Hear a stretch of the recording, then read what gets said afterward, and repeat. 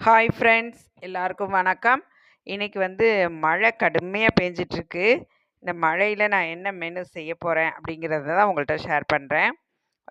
சாம்பார், முருங்கைக்கீரை சாம்பார் வைக்க போகிறேன். அதுக்கு 1 கப் துவரம்பருப்பு, 1 கப் பாசிப்பருப்பு 2 சம அளவு எடுத்து குக்கரில் வச்சு வேக வச்சுக்கலாம்.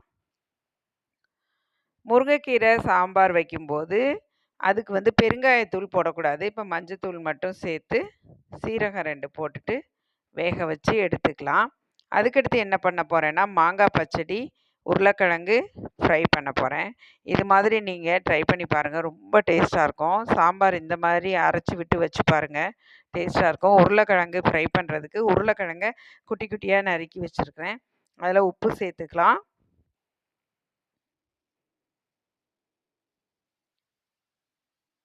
அதுக்கப்புறம் உப்பு, மஞ்சத்தூள்,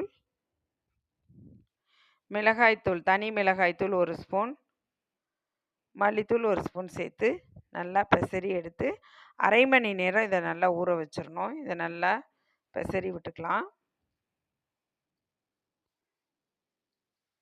இது கொஞ்சம் அரை மணி நேரம் அப்படியே அந்த உப்பு மிளகாத்தூள்லாம் அந்த உருளைக்கிழங்குல சாரணும். அந்த மாதிரி அதை எடுத்து மூடி போட்டு ஒரு ஓரமாக வச்சிடலாம்.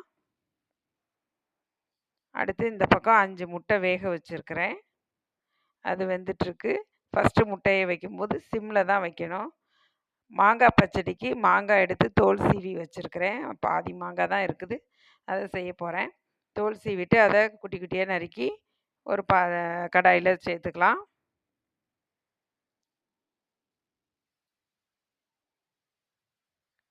மாங்காய் பச்சடி ரொம்ப டேஸ்ட்டாக இருக்கும். இந்த மாதிரி ட்ரை பண்ணி பாருங்கள். இப்போ பருப்பு வெந்துருச்சு.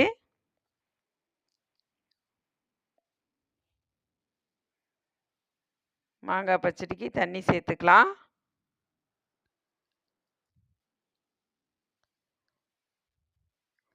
அதே குக்கரில் எண்ணெய் சேர்த்துக்குவோம். பார்த்தீங்கன்னா கடுகு, கொஞ்சமாக உளுத்தம் பருப்பு, கொஞ்சமாக 4 வெந்தயம், சீரகம் வச்சுருக்கேன், அதை தாளிச்சுக்குவோம். வரமிளகாய் சேர்த்துக்கலாம். பெருங்காயம் போடக்கூடாது. கருவேப்பிலை சேர்த்துக்கலாம். பச்சை மிளகாய் சேர்த்துக்கலாம். அடுத்து சின்ன வெங்காயம் நிறைய சேர்த்துக்குங்க. சாம்பாரை பொறுத்தவரை சின்ன வெங்காயம் தான் நிறைய சேர்க்கணும். இப்போ இங்கே மாங்காய் கொதிச்சிட்ருக்கு. சின்ன வெங்காயம் வதங்குறதுக்கு உப்பு சேர்த்துக்கலாம். தக்காளி சேர்த்துருவோம். நான் 2 தக்காளி சேர்க்குறேன், சின்ன சின்னதாக இருந்தது. மாங்காயை கொஞ்சம் நேரம் மூடி போட்டு வேக வச்சிடலாம். தக்காளி வதங்கினதுக்கப்புறம் முருங்கைக்கீரையை சேர்த்துருவோம். முருங்கைக்கீரை சாம்பார் ரொம்ப டேஸ்ட்டாக இருக்கும், உடம்புக்கும் ரொம்ப நல்லது. முருங்கைக்கீரையில் அயன் சத்து இருக்குதுன்னு நம்ம எல்லாருக்கும் தெரியும். அடிக்கடி முருங்கைக்கீரை சேர்த்துக்கணும்.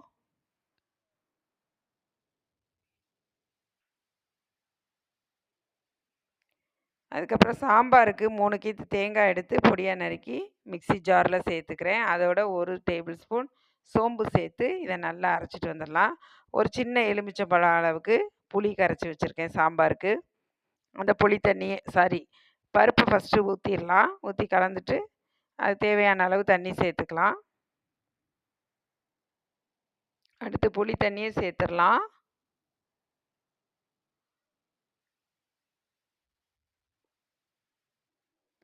இப்போ சாம்பார் தூள் வீட்டில் அரைச்ச தூள் தான், இந்த தூள் சேர்த்துக்கலாம். இது அதில் அந்த பாட்டிலில் சின்ன ஸ்பூன் இருக்குது, கிட்டத்தட்ட 1½ டேபிள் ஸ்பூன் நான் சாம்பார் தூள் சேர்க்குறேன். உங்கள்கிட்ட சாம்பார் தூள் இல்லை அப்படின்னா 1 டேபிள் ஸ்பூன் தனி மிளகாய் தூள், அரை டேபிள் ஸ்பூன் மல்லித்தூள் சேர்த்துக்குங்க. காரத்துக்கு தகுந்த மாதிரி மிளகாய் தூள் சேர்த்துக்குங்க, அதுவுமே நல்ல டேஸ்ட்டாக தான் இருக்கும். இப்போ இதை நல்லா கலந்து விட்டுறலாம்.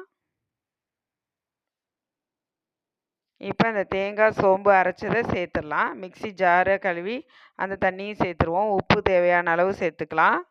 ஒரு சின்ன பீஸ் வெல்லம் சேர்த்துக்கணும். எப்போவுமே சாம்பாருக்கு வெல்லம் போடணும், அது ரொம்ப டேஸ்ட்டாக இருக்கும். இந்த மாதிரி நீங்கள் ட்ரை பண்ணி பாருங்கள்.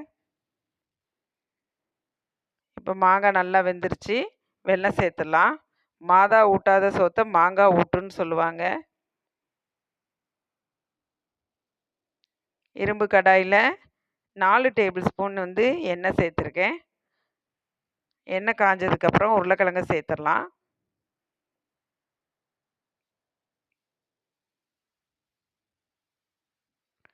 உருளைக்கிழங்க சேர்த்துட்டு தண்ணியெல்லாம் சேர்க்க வேண்டாம். சிம்மில் வச்சு ஒரு 2 நிமிஷம் அப்படியே இருக்கட்டும். அதுக்கப்புறம் இதை திறந்து விட்டு கிளறிட்டு அப்படியே வந்து சுருள சுருள வந்து நம்ம கிண்டி எடுக்க வேண்டியதுதான். ரொம்ப டேஸ்ட்டாக இருக்கும். இந்த மாதிரி ட்ரை பண்ணி பாருங்கள். ஒரு இது கூட அடி பிடிக்காது. இந்த இரும்பு சட்டி வந்து எனக்கு ரொம்ப யூஸ்ஃபுல்லாக இருக்கும் கிச்சனில். இப்போ சாம்பார் நல்லா கொதிச்சிட்ருக்கு. நல்லா கொதிக்கணும்.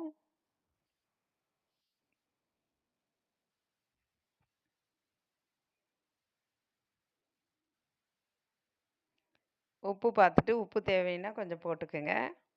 இந்த மாதிரி வச்சு பாருங்கள். வாசனை கம்ம கம்மன்னு இருக்குது. கொத்தமல்லி தலையும் பெருங்காயமும் முருங்கைக்கீரை சாம்பாருக்கு சேர்க்காதீங்க, நல்லா இருக்காது. எங்கள் அம்மா சொல்லி கொடுத்துருக்காங்க. இப்போ மாங்காய் பச்சடிக்கு ஒரு பெஞ்ச் வந்து உப்பு சேர்த்துக்கலாம். அப்போ தான் வந்து அந்த இனிப்பு தூக்கலாக தெரியும். சாம்பார் நல்லா கொதிச்சிட்ருக்கு. மாங்காய் பச்சடிக்கு தாளிச்சிடலாம். கடுகு, வரமிளகாய், கருவேப்பிலை சேர்த்துடலாம். அது நல்லா கொஞ்சம் கருகணும் மிளகா.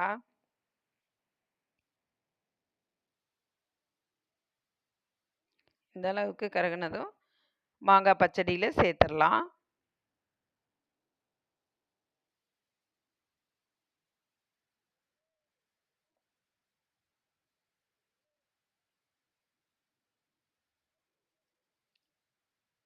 இப்போ மாங்காய் பச்சடியில் சேர்த்தாச்சு. இதோட சேர்த்து நல்லா வேக வைப்போம். ஒரே ஒரு வெல்லம் மட்டும் கரையாமல் இருக்குது. அந்த வெல்லம் மட்டும் கரைஞ்சிருச்சுன்னா இதை இறக்கி வச்சிடலாம். அடுத்து உருளைக்கிழங்கு நல்லா ஃப்ரை ஆகிட்டுருக்கு.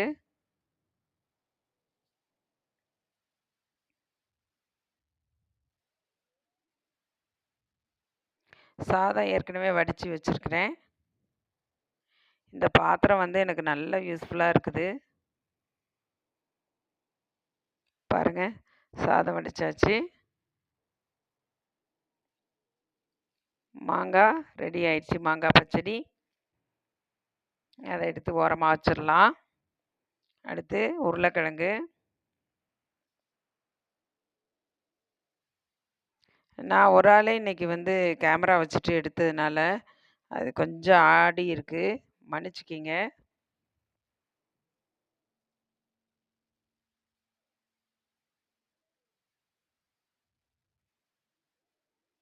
இதை வந்து நல்லா கலந்து விட்டுருக்கலாம். நல்லா ஃப்ரை ஆனதுக்கப்புறம் ஒரு 5 பல் பூண்டு தட்டி சேர்த்துக்கிறேன். பச்சை கருவேப்பிலை அப்படி சேர்த்து ஒரு வதக்கி விட்டுறலாம். ரொம்ப டேஸ்ட்டாக இருக்கும். சாம்பாருக்கும் இதுக்கும் ரொம்பவே நல்லாயிருக்கும். எங்கள் சேனலுக்கு லைக் பண்ணுங்கள், ஷேர் பண்ணுங்கள், சப்ஸ்கிரைப் பண்ணுங்கள். சுவையான முருங்கைக்கீரை சாம்பார், உருளைக்கிழங்கு ஃப்ரை, மாங்காய் பச்சடி